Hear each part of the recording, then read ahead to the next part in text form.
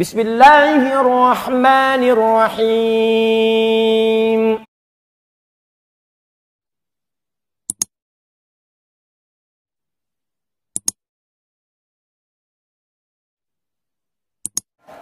Sahabat Nabi itu kalau datang subuhan ada yang sayap kanan, ketahuan tuh. Jadi itu ada yang selama hidupnya sampai wafat, Anda bayangkan. Selama sampai menjelang wafat itu ketahuan oleh Nabi posisi sayap kanan.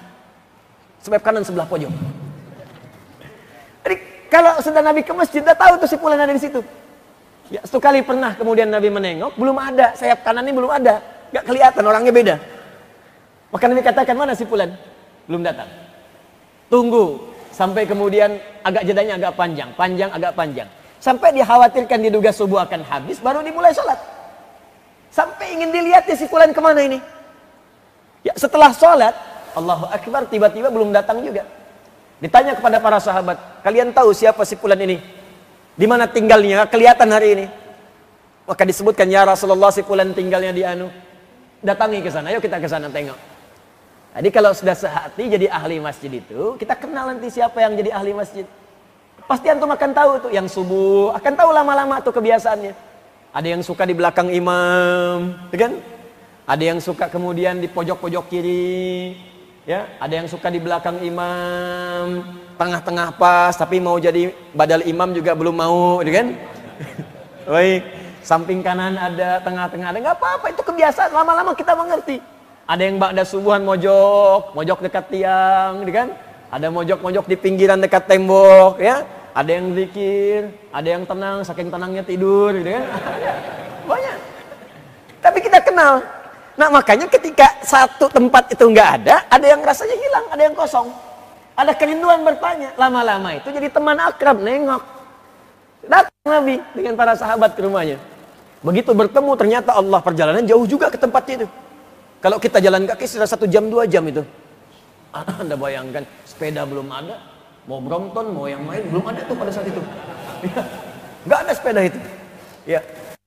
Motor juga apalagi, mobil nggak ada. Bayangkan, Allahu Akbar, dengan kakinya masih bisa berjalan perjalanan jauh untuk menunaikan sholat subuh dan mendapatkan saf pertama pojok kanan. Itu kalau telat dikit kan nggak kebagian. Antum kalau telat dikit nggak kebagian ini. Ya, ngincar sebelah kanan luar. Baik. Jadi Allahu Akbar, kalau nggak datangnya tepat waktu nggak dapat. Jauh itu. Begitu sampai di situ, subhanallah, masya Allah, apa yang terjadi? Kata istrinya, dia sudah wafat. Sudah wafat.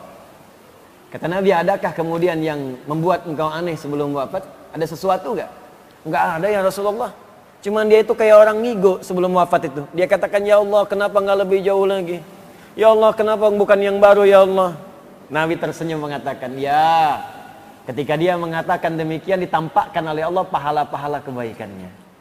Jadi kalau orang saleh itu saat akan wafat ditampakkan ya kebaikan-kebaikan dia, pahala-pahala dia, gambaran-gambaran surganya. Makanya ketika wafat itu akan wafat tenang, senang dia, tenang, jiwanya tenang. Dan panggilan wafat itu panggilan ketenangan. Quran surah ke-89 ayat 27 sampai 30. Ya ayyatuhan nafsul mutmainnah. Hei jiwa yang sedang tenang. Kenapa dia bisa tenang? Karena tampak semua kebaikan.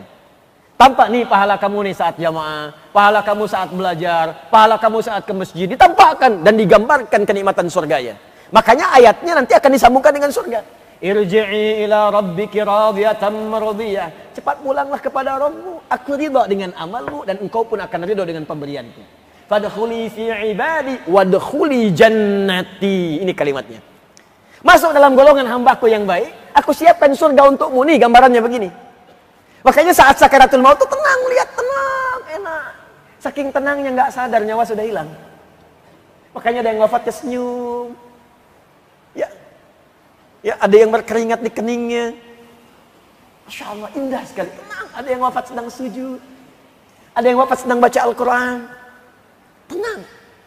Ditampakkan, sama orang salah pun akan ditampakkan kesalahannya. Makanya hati-hati, orang soleh ditampakkan kesolehannya, orang salah dimunculkan kesalahannya. Orang biasa mabuk, keluarnya itu kalimat mabuk. Orang berkata kotor, keluarnya kata-kata kotor. Orang soleh ditampakkan hasil kesolehannya. Nampak. Maka ditampakkan kepadanya bagaimana hasil dari pekerjaannya yang luar biasa, berjuang untuk mendapatkan saf paling depan saat subuh itu. Ghadat, datang paling awal. Ditampakkan. Ketika ditampakkan ada pahala itu, dia merasa, ya Allah, segitu aja pahalanya udah luar biasa banyak. Apalagi kalau lebih jauh lagi. Ya Allah, kenapa tempat saya tinggal gak lebih jauh lagi dari masjid? Ya Allah, supaya banyak pahalanya. Tuh. Dia masjidnya zaman Nabi udah kita tahu semua. Ukurannya juga ukuran yang sangat terbatas. Alasnya nggak ada karpetnya. Itu langsung dengan pasir. Di hadis Muslim itu sudah disebutkan kalau panas terasa panas, kalau hujan pasti bocor. Pernah salah satu tanda Lailatul Qadar itu disebutkan dalam mimpi Nabi Sallallahu Alaihi Wasallam. Nabi bermimpi ketika salam tahiyat terakhir itu salam, kemudian nampak di keningnya itu ada tanah. Ya, kalau kena lumpur lah, kalau kena kemudian air kan berubah ya, seperti jadi lumpur. Kena keningnya itu. Ya, jadi Anda bayangkan kalau sholat panas kepanasan, kalau hujan bocor basah kena itu. Tapi masih mengejar saf pertama, jalan kaki lagi. Sahabat demikian. Sana siapa? Ya, surga belum jelas. Amalan berantakan, hisab menegangkan, cita-cita surga Firdaus. Ya, bersama Nabi lagi.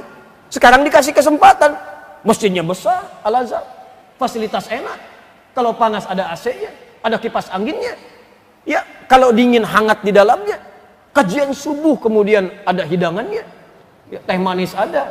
Sarapan nggak tahu, gitu kan? Di luar banyak. Ya, jadi kalau dengan semua fasilitas ini belum juga membantu kita menyentuh untuk ibadah di masjid, ya dengan cara apa lagi difasilitasi? Dulu orang ke masjid sederhana itu karena motivasinya kuat, jalan kaki pun dapat, 2 jam ditempuh.